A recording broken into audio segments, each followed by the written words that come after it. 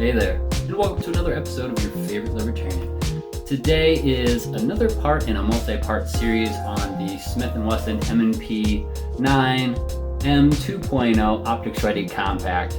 Today's episode we're going to be installing this red dot, the Holosun 507CX2. I'll show you the full installation process. We'll also take it to the range to zero this and also test to make sure that it's not losing zero and these screws are not walking out.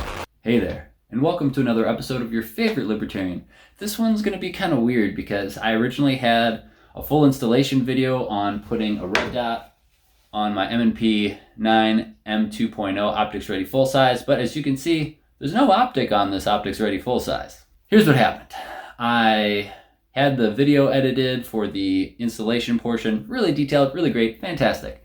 Problem was, after I went to the range to zero the optic, there were some issues that occurred which led me to taking off everything that I installed. So I'm not gonna do that installation video because it really doesn't make sense to do, because if you do all the things that I did, you might have the same problem. Let's get into what I think is the issue, and really it comes down to three possibilities in my mind what it could be.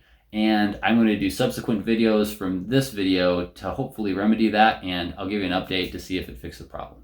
So I took this gun to the range with the red dot installed. What I was trying to do was zero with a 10-yard target for 25 yards. So the target that I used, it had two dots. It had a spot where you aim and a spot where your impact should be. I do the first couple shots, looks pretty on, want to make sure, so I try to confirm at 25 yards. And then all of a sudden, the rounds are off to the left. So I'm like, all right, well, that's kind of weird. What I ended up doing, bringing it back into 10, shooting again, yeah, it's way off to the left. So I make my adjustments on the red dot, shoot it again, it's on, cool.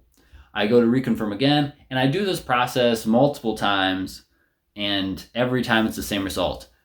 The optic keeps moving over to where I have to make adjustments.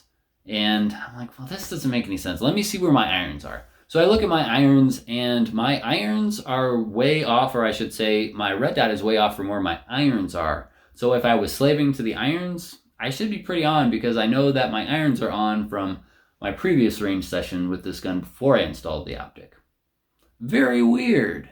Just to make sure it wasn't just me, I had one of my buddies who's a really good shot with a pistol and pretty much everything else shoot the gun, and he was shooting off to the left consistently. Really solid groups just off to the left of what he was aiming at. And that's when I knew for sure something was wrong. Turns out what was happening was the plastic plate that comes with this system was rubbing and flexing and moving over top here. You can actually see that there's spots where the rub marks are. And I'll also roll in some pictures so you can see that a little bit closer and with better lighting. But here's the problem, I think this is the problem, is the plate itself. This plate by Smith & Wesson is a plastic plate. So the tolerances aren't as tight. There's a lot more variance in the tolerances. Talk to your engineer buddies and let me know if I'm wrong, but plastic is typically not as strong as metal. This, by the way, is the Type 1 plate. This works with the RMRs, SROs, a bunch of Holosuns, which is what I have, the Holosun, again, 507CX2. The way that this is supposed to work is you have these two round holes here, and those go over top of these two nubs here. So it pops on like that, and that's supposed to keep this in place and not moving, but you can already see that you can move that. There's movement if I'm just putting it in here. So these holes I don't think are exactly the same as the size of or diameter of these two nubs. So that's an issue. So you're probably getting some rubbing from that. Also, when you put the actual optic on, the only thing that's really holding the optic on to this particular plate are these two little nubs. Typically, if you have a slide cut specifically for this, these are metal nubs that are part of the slide.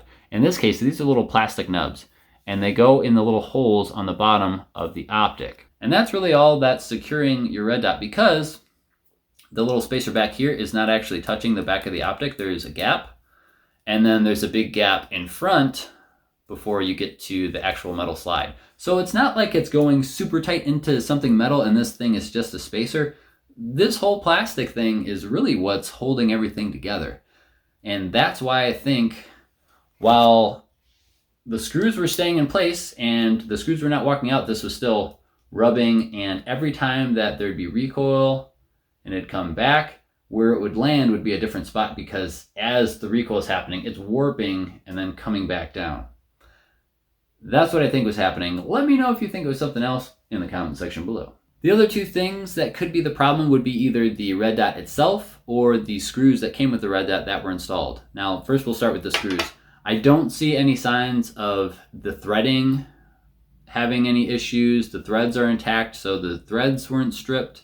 Also, these were witness marked, and the witness marks did not move, so I know for sure that these didn't come walking out. They didn't start rotating under recoil, so I don't think it's the screws. But just to make sure we can 100% rule that out, the new plate that I'm going to be ordering for this gun will come with its own screws specifically for this gun, specifically for this optic, and specifically for the plate that works with all of those things. The other possibility in why the issues were occurring could have been with the optic itself shifting 0 on its own. Some internal mechanism started moving around, something shifted somehow.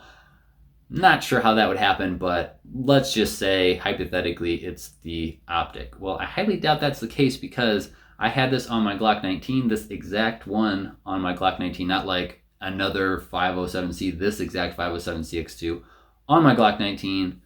Never had any issues losing 0, took it to multiple classes, and have never seen 0 shift at all without me actually making the adjustment, so I don't think it's the optic. I think it's safe to say that this plastic plate is trash. I'm going to end up replacing this plate with the C&H Precision plate. It's specifically made for my specific gun, the specific red dot, and will come with the plate itself, not made of plastic, and also its own screws specifically for that whole setup, which I think is going to solve the problem, but we'll see. I'll keep you up to date. I'll be filming videos on installation of that, and also range footage along with that video. I'll put it all in the same video just so you can know for sure at the end of the video if it works or not. But it should fix any issues I might have had with the screws. Not that I think that's the issue, but it will for sure, hopefully, fix the problems I'm having with this plate.